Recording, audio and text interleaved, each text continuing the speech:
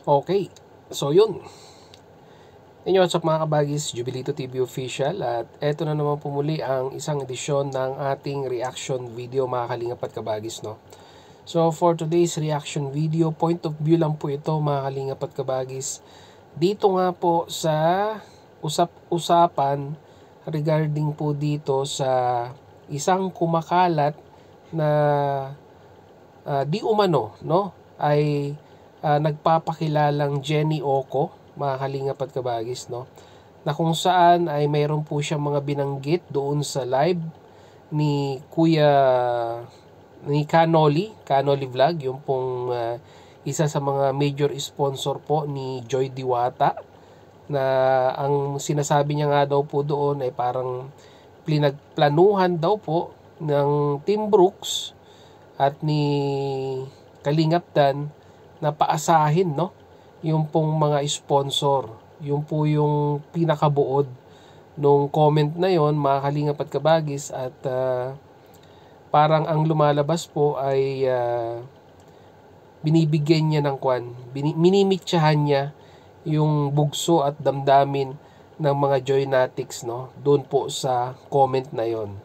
Pero kung i-analyze po natin, kasi napanood ko rin po yung pong reaction video ni Bopil Mix Vlog at ni Ate Lorny, na kung saan meron pong alam nyo po sa aming mga content creator, meron po kaming pangalan, no?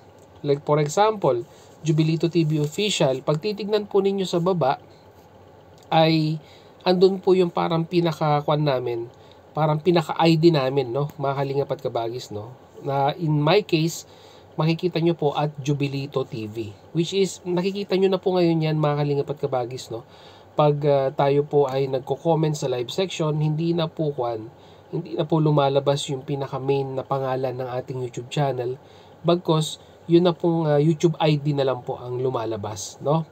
So upon investigating, yung napanood ko pong reaction video ni Bopil Vlog, ay hindi po, no, may ibang pangalan na lumalabas mga kalingap at kabagis, no, at parang ginawang screen name lang po yung pangalan ng Jenny Oco, no, mga kalingap at kabagis, no. So syempre yung mga hindi po mateki na mga viewers ay mapapaniwala po sila na ang talagang nagko-comment nga po ay yung pong Jenny Oco, no. So alam naman po natin ang pangalang Jenny Oco ay napaka-prominente po ngayon, no, lalong-lalo na alam naman po natin na kanyan, no, partner po ni Kalingap Dan, no. Pero sabi ko nga po, point of view ko po dito ay hindi po siya, no, hindi po siya yung may-ari ng account na yon, kasi nga po iba po yung nakalagay na ID, no. At chinek ni Bopil Mix Vlog yan mga kalingap at kabagis, at ibang pangalan nga po, no. At kumbaga screen name lang yung nakalagay, pero yung ID ng kanyang YouTube channel ay lumalabas po yung kanyang ginamit na pangalan nung nag-register po siya nung gumawa nung account na iyon. So once again, no, para po sa kalinawan ng sumusuporta kay Joy, yung mga Joynatics po, no, hindi po yan si Jenny Oco, yung literal or lehitimong Jenny Oco, bagkos yan po ay nagpapanggap lamang, no, nagpapanggap para po sirain, no, sirain yung pangalan, no, pangalan mismo nung original na Jenny Oco, pa doon po sa mga supporters po, no, ng Joynatics, no.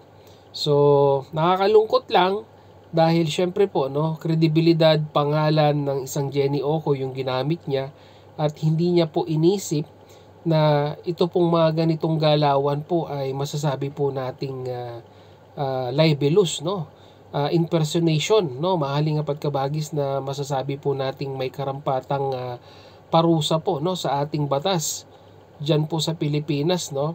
So masyado niya pong ina-underestimate yung capability po ng ating Anti-Cybercrime Division sa Pilipinas, na kung saan ay simpleng IP address lamang po ay napakadali na pong i-trace, no, mga kalingap at kabagis, yung mga ganitong fake account, yung sinasabi po nilang ninja or dummy account, no.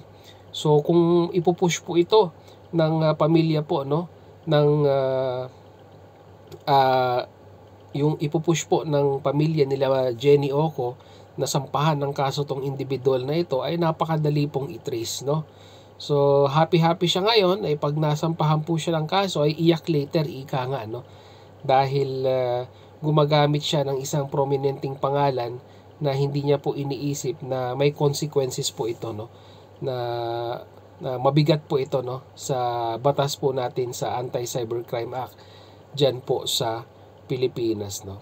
So sana magsilbing aral po ito sa mga panatiko, sa mga supporters, no, ng mga sinusuportahan nating love team, mga beneficiaries, na wag po tayong gagawa ng mga ganong galawan na ikapapahamak po natin bandang huli, no. Siguro sa ngayon ay nagdidiwang ka dahil sa tingin mo ay marami kang napaniwalang mga supporters ni Joy, hindi mo alam ano yung mga pwedeng capability na pwedeng gawin ng ginamit mong pangalan na pwede kang ireklamo at pagsisisihan mo sa bandang huli, no?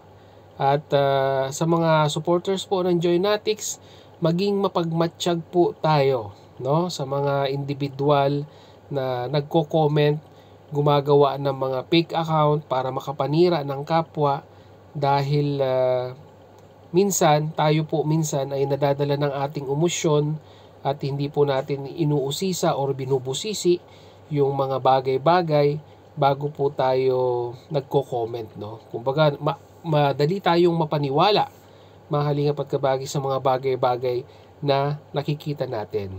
So dapat suriin natin, no, maging mapagmatsyag para hindi po tayo malinlang, no, mga Kalingap at Kabagis, ng mga individual na ito, na ang tanging hangarin lamang po ay sirain yung pangalan na ginagamit nila sa kanilang pagko-comment, and at the same time ay sirain din po yung community na target nila, no, mga Kalingap at Kabagis, no.